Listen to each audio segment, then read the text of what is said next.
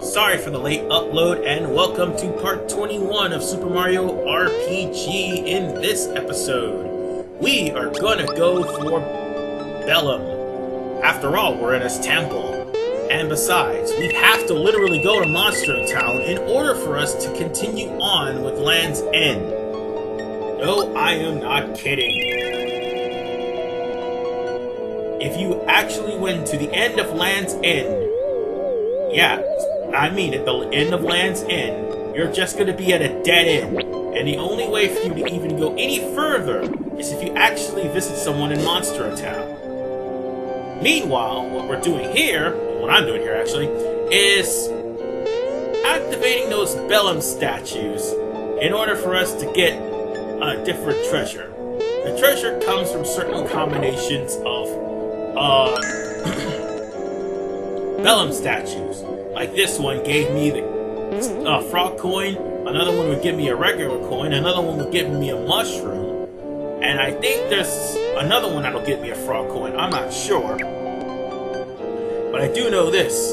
This temple has a lot of frog coins in it, so it would not be in your best interest to miss out on them.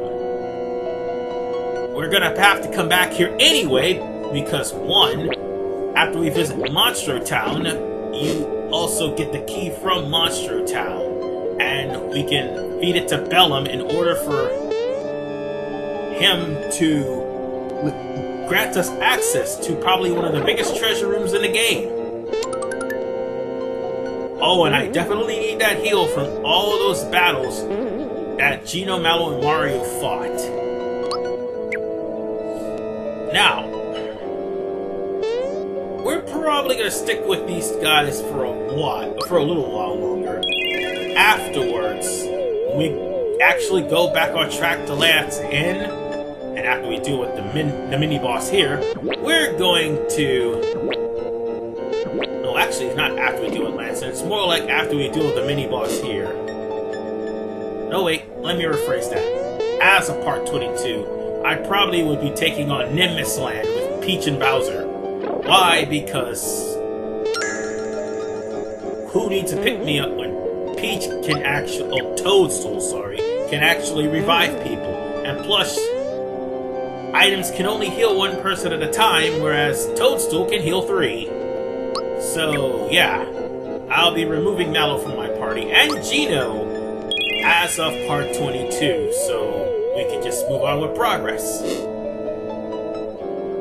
Now then. Jump, jump, jump. Let's see if I got myself something good. After this one, because I ran out of coins, now I'm gonna go fight Belome. Well, depending on the fortune. Ooh, this one actually gives you 30 coins. Oh, no, correction, it gives you 100. So, where's this? Yeah, these are like 10 coins, so that's basically like 100 coins, and I basically got all of my coins back. So with that said, oh, and I got a frog coin too, that's nice. This temple's loaded with frog coins. So, when you hit this statue will give you a fortune of whether or not you're going to be fighting Belome, and that will be your signifier that you're fighting Belome. Whereas the other one says, sorry, I don't need to see any visitors at this time. You will end up going to his stash with him guarding the temple. Anyway, the only way to get through Monstro Town is to get through this fat fuck. Belome changed his strategy, and I am dumb for not putting on the wake-up pins for Mario and Mallow, because I think I have 2 of them. I, more importantly, will need them. Why? Because this bastard has 2 attacks that'll put people to sleep. And if I'm not mistaken, he also still does the scarecrow thing. But that's not all in his bag of tricks. Although Belome is still weak to lightning, and man, did it do a doozy on him. Belome has one little annoying new feature. Instead of eating your characters and taking them out of the battle for a couple of turns, he eats your characters and makes clones of them. So now, you're in deep shit. Here's the thing. Until Belome is dead, he will continue to make clones. So, much to my better judgment, ignore the clones. But pray to God that he does not make a clone of Geno. Because if he does, oh God, you're gonna be hit with some of the toughest magics in the game. And lo and behold, guess what eventually happens in this battle? This sport would have been a little bit shorter if it weren't for this. Yeah, I certainly called it, didn't I? It would have been better if you'd had Bowser or at least Toadstool in your party if he ate you. Some of the things he says is pretty darn funny. Like, he says Mario is bitter. Mario tastes outright nasty. Bowser tastes spicy. Toadstool tastes peachy. And as you just saw there, he likes Mallow, and he thinks that, Geno is passable. So yeah, that's some trivia you need to know. Well, not technically need to know, but still. As far as elemental weaknesses are concerned, Belome, oh, there's the attacks right there. And now I regret not putting on a wake-up pin. Oh, damn it. But these jerks will make that mistake of actually attacking me. Like so. But he just killed Geno. Ah, great. Here we go. I'm gonna have to find a lot of pick-me-ups after I'm done with this battle. Yeah, wake up Mallow. Oh god, no. No, no! You know what? There's another boss that does this. His name is Countdown. That boss pisses me off too. Needless to say, after this battle, do not expect me to not come in this battle without a wake-up pin. Because I would rather come in with a wake-up pin and not get hit with sleep than to have Geno die again. Oh my goodness. Damn. Why? Just why? Miss already! And it got everyone. Damn it! But Mallow, Jesus Christ! Oh no, no, not again! You cheap bastard. You're gonna run out of MP eventually. I mean, FP, sorry. And here we go. This is what happens, ladies and gentlemen. This is what happens when you don't bring if you don't bring a wake-up pin to the fight. Bad stuff. And surprisingly, Geno is not dead. I mean, Mallow is not dead. But Belome will be. Yeah, let's try to end this guy. Oh man, I missed! But that's okay. Belome is done for. This time for good. Okay, not really. He's not dead. He just leaves the battle. Because you gotta actually get past him to get through his treasure room. Anyway, that just leaves Tweedledum and Tweedledummer. And he is kicking their asses. Uh-oh. Let's get an Able Juice for everybody. Okay, a Freshen Up. That works too. Alright, let's kick that ass. I wasn't able to get a Freshen Up earlier. But now it's showtime. And the Geno clone has the highest HP out of all the clones that was created by Belome, while the Toadstool clone has the lowest. So yeah, that could have turned out a little bit messier than what it needed to be. Sorry for that frame rate drop there, ladies and gents. But Geno just leveled up to level 15, so yeah. We can now go to Monstro Town. With that said, there's several people we've got to talk to.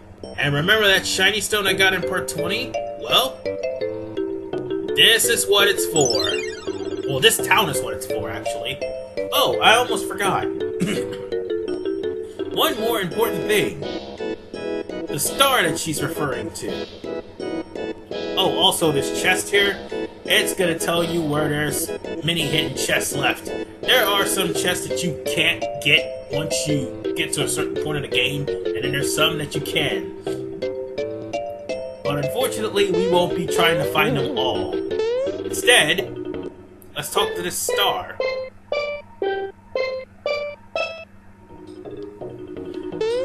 Well, what that star just did may seem like a very wacky dance, but actually it's Toadofsky's last and final,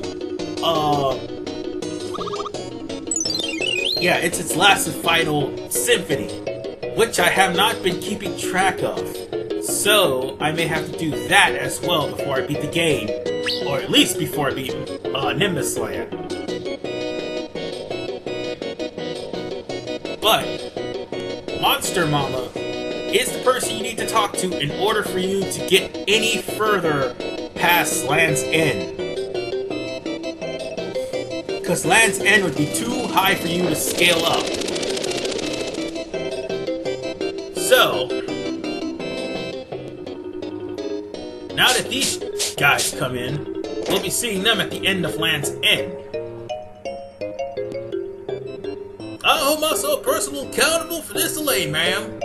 Still as rigid as ever about your rules and regulations. No need to bother with the protocols around me, Sergeant. I have a favor to ask of you. Yes, ma'am. Anything we can do for a civilian. This fellow here really wants to get to Bean Valley. Could you help him scale the cliff?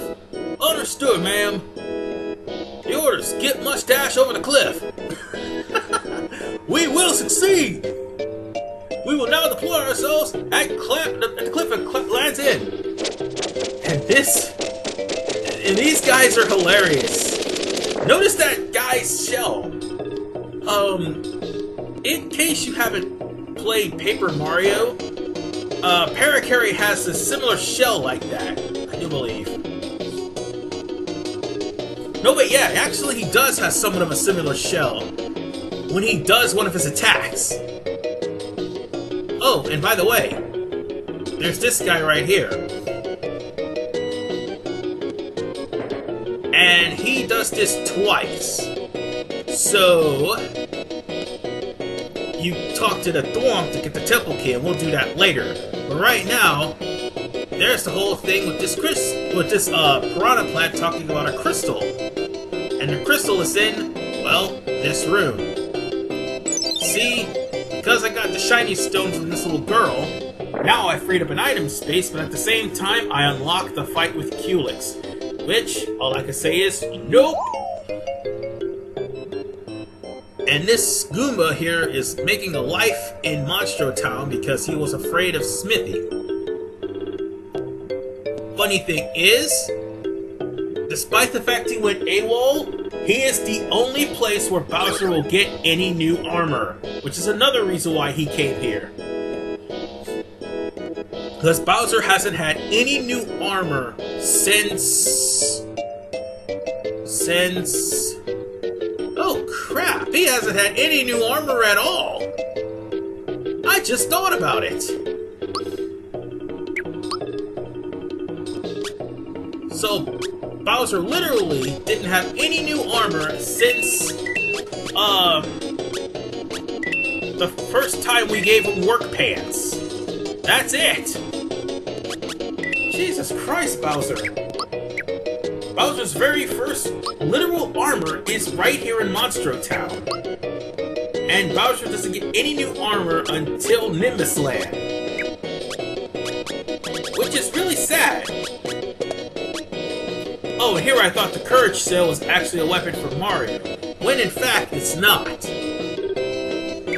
Though the Courage Cell actually drops Bowser's attack. No, drops every stats of Bowser. Wow. So I guess the work pants actually works out for him. Oh, and then there's these guys. I'm just showing them off. I'm not sure, or I don't remember what the three Mustifears. Yes, the three Mustifears. I'm not sure what prize these guys give you for doing this task, but I can say this. There are clues that are all over Mario World. And I know one of them off the bat. I think it's the one that is the Booze. I know the Booze flag. There's 3 flags in general that you need to look for. And I do believe the Booze is actually the easiest one to find. Because his flag is at Marrymore, at the entrance of Marrymore. Right after you get to Booster's Tower. Booster's Tower. Or Booster Hill, that's what it is. So, yeah. You have to actually check the Marrymore sign for the Boo, if I'm not mistaken.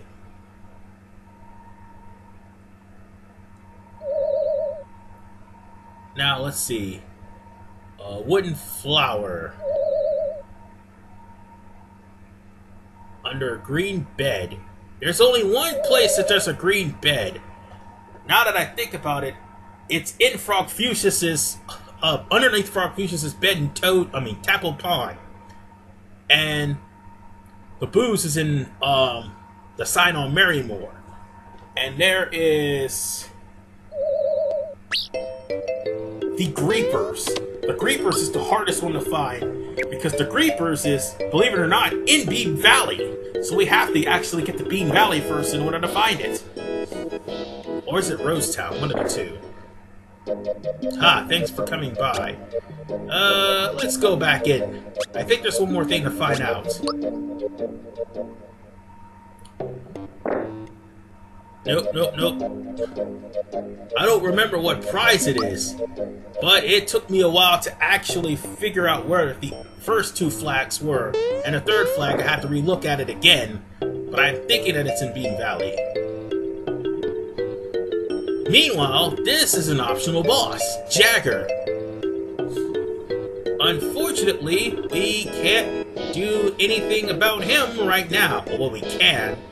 But I'd rather come back when we're at level 17 to 18. Because I'd rather fight him and his midget, master. Yes, that would be the best thing to say that. His master is probably harder than he is. I'd rather deal with those guys when I'm at least at level 18. Because Jagger may not be a problem, but his master? Oh, God have mercy. But nonetheless, ladies and gentlemen, I am going to stop it here. In the next episode, we really will be going to Land's End, and this time, beating it. See you guys next time.